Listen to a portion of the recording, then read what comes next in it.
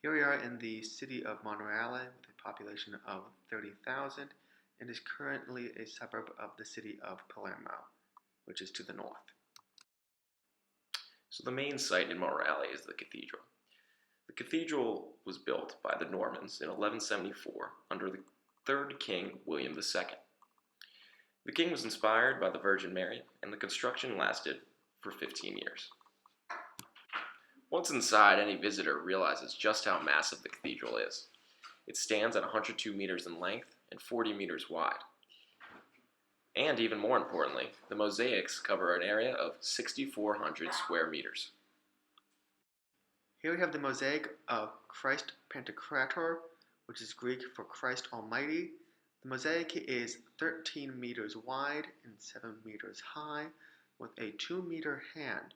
The symbol he's making with his hand symbolizes that Christ is the combination of man and God. Beneath him is the Virgin Mother with the baby Jesus, surrounded by angels and saints. On the sides of the nave, we can see mosaics depicting Genesis through the naming of Israel. And on the inside, in the aisles, we can see depictions of the 4 Gospels. Here we have the sarcophagus of William I, also known as William the Bad, because of his secular nature among the time that the monks were historians. And also here we have the sarcophagus of William II, also known as William the Good, the creator of the cathedral. Here we have the altar to St. Mary, which is done in a Baroque style. The story behind the founding of this church is that William II, while on a hunting trip, had a dream that the Virgin Mary requested that he build her a temple in the area. Also on the grounds is the Benedictine Abbey, which was a cloister for monks to live in. The grounds spanned 47 meters long on each of 4 sides and was constructed at the same time as the cathedral, also by William II. Even Kara thinks this is totally rad. The cloister is surrounded by 228 columns covered in mosaics. However, some of the columns have been damaged and the mosaics have not been restored. Here we get closer and closer to one of these mosaics. Here we have the fountain where the monks came to wash their hands. The zigzag structure represents the flow of water and therefore life.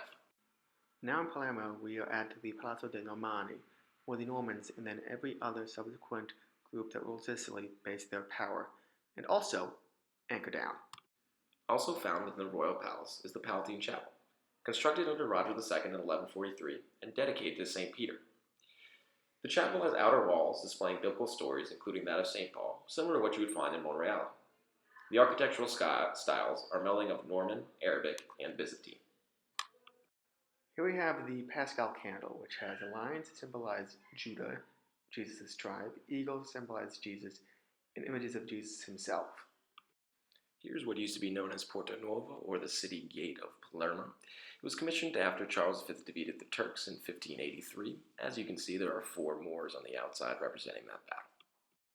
Here we see from behind the royal palace, and we also see the barracks for the Carabinieri along Corso Vittorio Emanuele, which is the oldest street in the city, leading from the city center to the port. And here is my colleague Tom, thinking it's Little Italy. Here we find ourselves in the famous Cathedral of Palermo. Although visually stunning from the outside, there isn't too much to see on the inside, as our tour guide noted. However, you can find a bunch of sarcophagi of famous rulers, emperors, and kings from ancient times. You can also find the body of martyr Giuseppe Puglisi, who challenged the mafia openly in the public and was killed for it in 1993. Here at the 4 corners, separation of 4 different districts in the city, split between Via Maqueda and Corso Vittorio Emanuele, which is, each one is specified by a season, a Spanish king, and a patron saint. Finally, here we are at the central market of Palermo, located in the district of Palermo.